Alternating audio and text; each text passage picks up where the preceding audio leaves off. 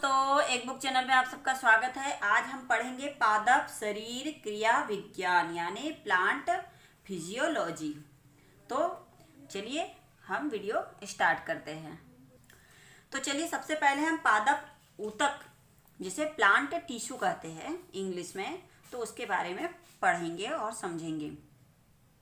Definition: एक ही आकार एवं विशेषताओं वाले कोशिकाओं के समूह को ऊतक कहते हैं।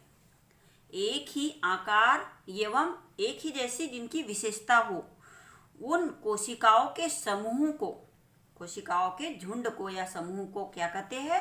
ऊतक कहते हैं। वेरी इंपॉर्टेंट है, इसको टिक मार्क कर लेना। आगे, इस समूह की सभी कोशिकाएं एक ही कार्य का संपादन करती है और इस समूह की जितनी भी कोशिकाएं हैं वे एक ही प्रकार के कार्य का संपादन मतलब एक ही प्रकार का काम करती है। विभाजन क्षमता के आधार पर ऊतक दो प्रकार के होते हैं। अब ऊतक किन्हें कहते हैं? कोशिकाओं के समूह या झुंड को ऊतक कहते हैं। और ऊतकों के कितने प्रकार होते हैं? दो प्रकार होते हैं। कौन कौन से प्रकार होते हैं? नंबर 1 हो गया विभज्योतकी ऊतक, नंबर 2 स्थायी ऊतक। अब इनको हम डिटेल से समझेंगे।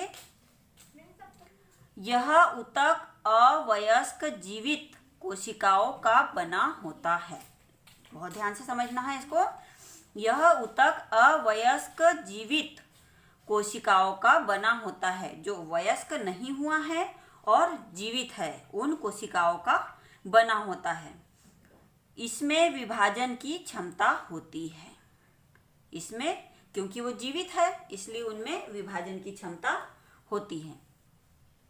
इस ऊतक की कोशिकाएं छोटी, अंडाकार या बहुभुजी और घने कणयुक्त कोशिका द्रव से भरी होती है।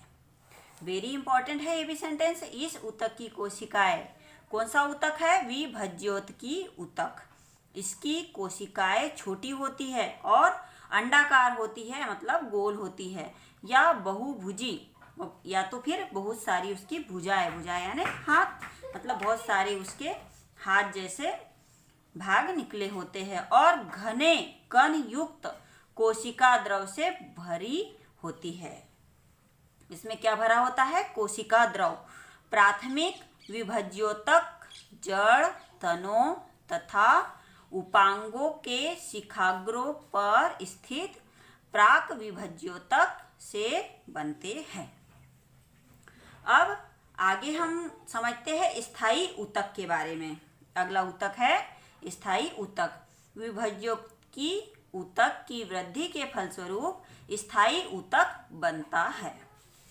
ये भी बहुत इंपॉर्टेंट है कि स्थायी ऊतक किस पे डिपेंड करता है? पूरा विभज्योतकी ऊतक के ऊपर। इसकी वृद्धि जब होती है विभज्योतकी ऊतक की, तब क्या बनता है? स्थायी ऊतक का निर्माण होता है, स्थायी ऊतक बनता है। इसमें विभाजन की क्षमता होती है।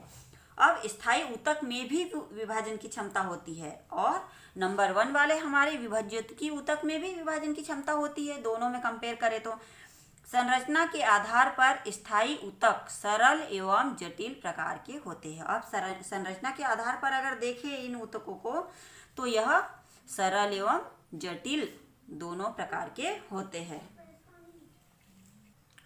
अब आगे हम समझेंगे सरल स्थायी ऊतक।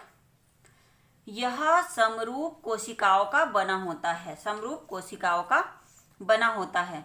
मृदुतक की कोशिकाएं जीवित, सघन, कोशिका द्रव एवं केंद्रक मुक्त होती है। इसके अंदर क्या केंद्रक नहीं होता है। मृदुतक कोशिकाओं की कोशिका भित्ति पतली एवं सेलुलोज की बनी होती है। और कोशिका भित्ति कैसी होती है इनकी?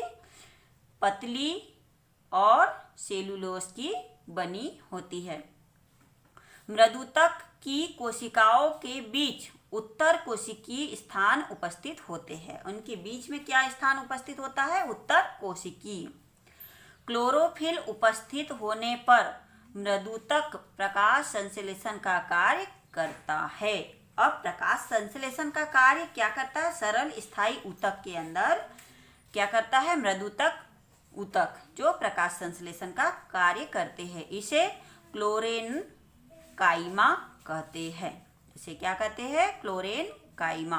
वेरी इंपॉर्टेंट, इसको नोट डाउन कर लेंगे एवं याद करेंगे। वायु गुहिकाओं की उपस्थिति में मृदुतक वायुतक या एरेनकाइमा कहलाता है। वायु गुहाओं की उपस्थिति में, वायु गुहिकाओं मतलब जिनमें हवा भरी होती है, उनकी उपस्थिति में इसे क्या कहेंगे? अरेनकाइमा या वायुतक। ठीक है, आगे मृदुतक भोजन उत्सर्जित पदार्थ जैसे गोंद, रेजिन, टेनिन के संचय, भोजन के पार्श्व चालन तथा गैसीय विनिमय का कार्य करता है। इनकी कोशिका भित्ति लिग्निन के जमाव के कारण मोटी होती है। लिग्निन के जमाव के कारण कोशिका भित्ति मोटी क्यों होती है? तो लिग्निन के जमाव के कारण मोटी होती है। यह कार्टेक्स पेरिसाइकल संवहन बंडल जाइलम एवं फ्लोएम पत्तियों के सिरा, फलों तथा बीजों के कठोर आवरण तथा नारियल के बाहरी रेशेदार छिलकों में पाया जाता है। अब ये कहाँ कहाँ पाया जाता है? तो पत्तियों के सिरा में, फलों तथा बीजों के कठोर आवरण तथा नारियल के बाहरी रेशेदार छिलकों में ये पाए जाते हैं। यह पौधों को यांत्रिक शक्ति, दृढ़ता तथा लचीलापन प्रदान करता है। अब अगला हम पढ़ेंगे इसका भाग जटिल स्थायी ऊतक। अभी हमने पढ़ा सरल स्थायी ऊतक के बारे में। अब अगला पॉइंट हम डाल लेंगे जटिल स्थायी ऊतक। दो या दो से अधिक प्रकार की कोशिकाओं से बने ऊतक जटिल स्थायी ऊतक कहलाते हैं। कितने प्रकार की कोशिकाएं होती है इसमें? दो या दो से अधिक प्रकार की कोशिकाओं से जो निर्मित होता है वो कौन सा ऊतक कहलाएगा? जटिल स्थायी ऊतक।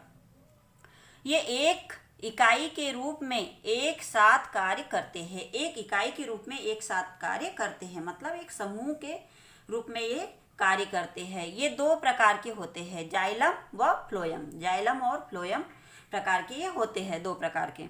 इन्हें संयुक्त रूप से संवहन ऊतक भी कहते हैं। संवहन ऊतक भी कहते हैं, जो चीजों का परिवहन करते हैं, लाना ले जाना, जैसे पौधों की एक शाखा से दूसरी शाखा, पत्तियों, फूलों तक, जड़ों से प्राप्त जो भी पोषक तत्व है उसे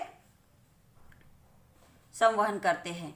जाइलम जड़ से जल एवं खनिज पदार्थों को पौधे के अन्य भागों तक स्थानांतरित करता है। जाइलम क्या करता है? जड़ से जल एवं जो भी खनिज पदार्थ हम जड़ में, पौधे के जड़ में डालते हैं, उसे पौधे के अन्य भागों तक स्थानांतरित करता है। तथा फ्लोएम क्या करता है?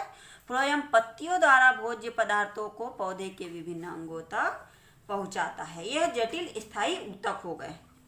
अब जाइलम जड़ से, बहुत ही इजी है ये।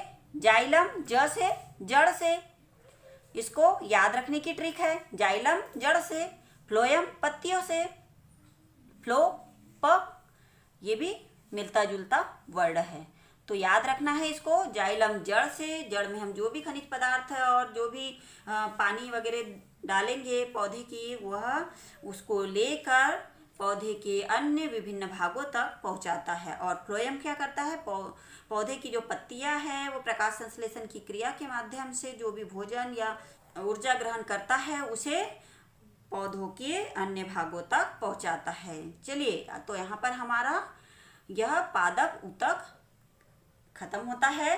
फिर मिलते हैं हम नेक्स्ट वीडियो में। अगर आप चैनल पर नए हों तो चैनल को सब्सक्राइब करके बेल आइकन को प्रेस करके ऑल पे सिलेक्ट कर दें, और अगर वीडियो पसंद आया हो तो इसे लाइक और कमेंट जरूर करें। Thank you.